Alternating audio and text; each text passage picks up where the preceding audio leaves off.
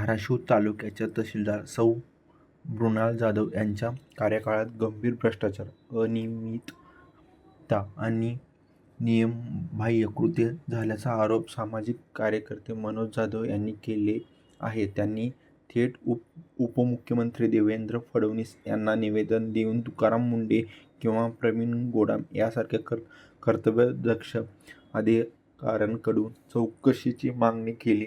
या आरोपामुळे स्थानिक राजकीय वातावरणात खळबळ माजली असून नागरिकांनी पारदर्शक चौकशी आणि दोषींवर कठोर कारवाईची अपेक्षा व्यक्त केली आहे.